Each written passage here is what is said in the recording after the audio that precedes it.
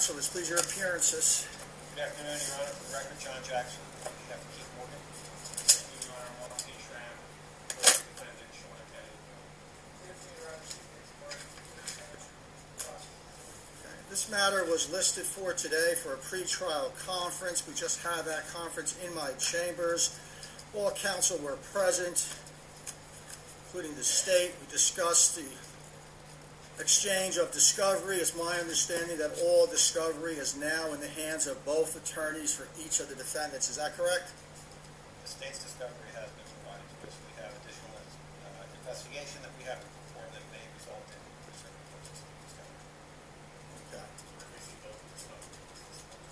So all of the discovery that is in the hands of the state has been given to each of you. Is that correct? There may be additional discovery that you may end up exchanging with the state based on your investigation. It's my understanding that each of you need additional time, that there are some legal issues that you want to research, possibly brief. There may be some motions that you may want to bring before the court, and there may end up being some experts either from the state and or from defense counsels at some point in the future that may be called. Is that all correct? Correct, Your Honor. Yes, Your Honor.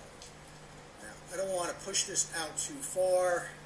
Summer's coming to an end rather quickly. I know that there are vacations scheduled. I know we touched on this a little bit in my chambers. I'm also going to be on vacation at the end of the month of August.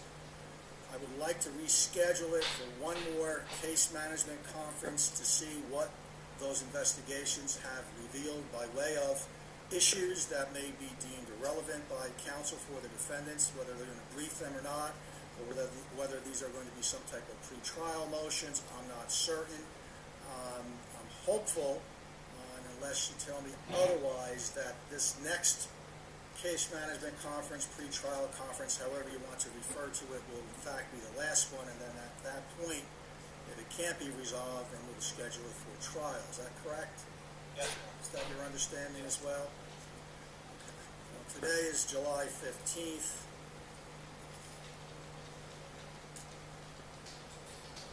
Schedule it before my vacation starts, which isn't until the 27th of August, so the week of August 20th. To give you enough time, a little more than a month, to do your research to determine whether or not there are any other issues that you want to present to the state and to the court. And then at that time, hopefully we'll be able to schedule it for trial. Now, my understanding that there are going to be a number of witnesses, both brought by the state as well as by the respective defendants. Could be upwards of 10 or more in total. So there's no way that we're going to be able to conduct a trial. And I'd like to have it completed on one day, one sitting. So we'll arrange for a special court session. It will not be my normal 2 or 3 times a week where we only have a few hours. There's no way that we can try a case of this type at the end of a session or at the beginning of a session and still get the session in for all the other defendants that are normally before the court. So I'm not going to schedule it, but my normal days not here are Tuesdays and Fridays, and I'm willing to come in on either of those days at any time. What I want the 3 of you to do is to check your respective calendars.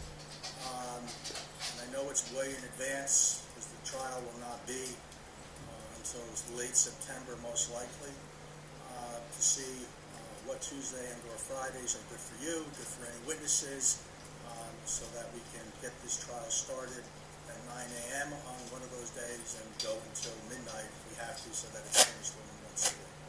Understand? Yes, Your Honor. Yes, Your Honor. All right. Anything more that I need to know? No, Your Honor. Sorry. Thank you. We'll reschedule it for the case management conference. Please call my court administrator even for that. I don't want to do it on a public defender day when the public defender's office has 30 matters listed, and I would like to make it so that there's no reason for it to be postponed. So we'll coordinate all of our schedules respectively so that we get a date firm. Thank you again. Thank you, Judge. And, Your Honor, per your instructions, we will exit the... Yes, please. Ladies and gentlemen, nobody's to leave the courtroom. Oh, excuse me, officer, find out who just said that.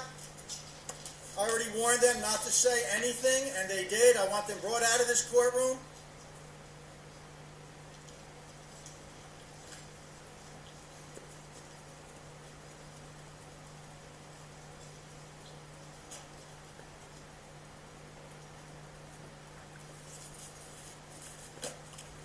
We're going to give the opportunity for the defendants to leave so that there's no encounters or altercations with anybody that's here. I know this is an emotional issue for many of you, ladies and gentlemen. With all due respect, I have no problem with that. But as I tell everybody for every court session, you have to keep your emotions in check. You cannot say things that you feel. You have to keep them in control. That's why we're adults. That's why we're considered responsible human beings. We know how to do that for the most part. But there are some of us that just can't seem to do that. And it puts them sometimes in a serious position. No need for that, ladies and gentlemen. I understand what you're feeling. Just give them 5 minutes so they can exit. There are other attorney matters. I have a few here that are going to be ready before I take a quick break. I would like the news cameramen to break down so that they can exit. Why don't you do that first? I'll hold off doing anything else. This way you can also get out to your vehicles. Thank you. All right, ladies and gentlemen, you're free to leave now. Please do so orderly. Of course, if you want to stay and hear the whole session, it's often a lot of fun.